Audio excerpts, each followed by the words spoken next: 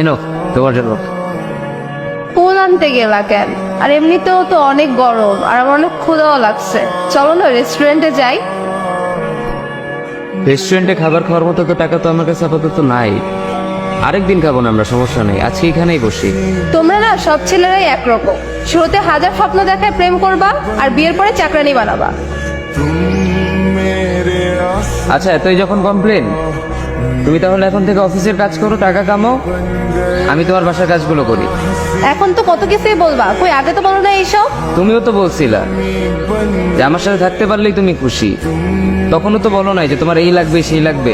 তুমি তো বলছিলে তোমার কিছুই লাগবে না। ও লাগবে না বলছি তাই দিবা না? দিব না এমন তো বলি নাই, সামর্থ্য হইলে অবশ্যই দিব, কিন্তু আপাতত সময়টা খারাপ, টানাটানি চলতেছে এমনিতেই সংসারে। করবো না তোমার এই টানাটানি সংসার, থাকো তুমি। যাও যাও যাও, কোথায় কোথায় যাওয়ার কথা না বইলা চলেই যাও, যেটা ভালো মনে হয় সেটাই করো। বললাম না ছেলেদের স্বভাব খারাপ, সাধে বলি নাই। এখন তোমাকে ভাগাইতে পারলেই বাঁচো। কি শুরু করছো স্বভাব খারাপ স্বভাব খারাপ? কি জানো তুমি ছেলেদের সম্পর্কে? আর আমি তোমাকে ভাগাইতে চাই নাই, তুমি শুধু কথায় কথায় বলো চলে যাবো চলে যাবো, এই জন্য আমি বলছি যে যাও চলে যাও।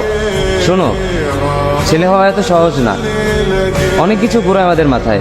আমরা ছেলেরা বউর সামনে মার সাথে ভালো করে কথা বললে মার আঁচলে থাকা সন্তান, আবার মার সামনে বউর সাথে ভালো করে কথা বললে বউর গোলাম। নিজের ছেলে মেয়েদের যদি মারি আমাদের দয়া মায়া নাই, আর ওই ছেলে মেয়েদের যদি কিছু না বলি আশকারা দিতেছি। নিজের বউরে দিয়া যদি জব করাই সেই ক্ষেত্রে আমি বউর কামাই খাই, আর যদি বউরে দিয়া জব না করাই আমি সন্দেহ করি।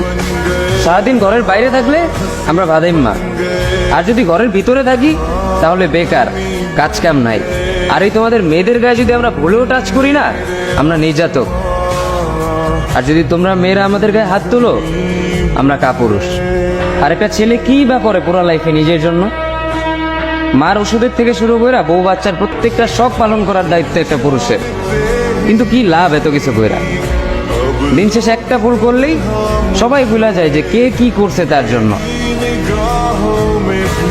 আমি সবসময় আমার সমস্যার সমাধানই খুঁজছি, কিন্তু আমি কখনো ভাবি নাই আমার সমস্যার সমাধান করতে যাই তুমি কতটা সমস্যায় পড়ছো। আর আমার ভুল হয়ে গেছে, আমাকে মাফ করে দাও। মাফ চাওয়া লাগবে না, তোমরা মেয়েরা হাজারটা অন্যায় করার পরেও যদি একটা মিষ্টি হাসি দিয়ে কথা বলো না তাতেই আমরা সব ভুলে যাই। এখন চলো।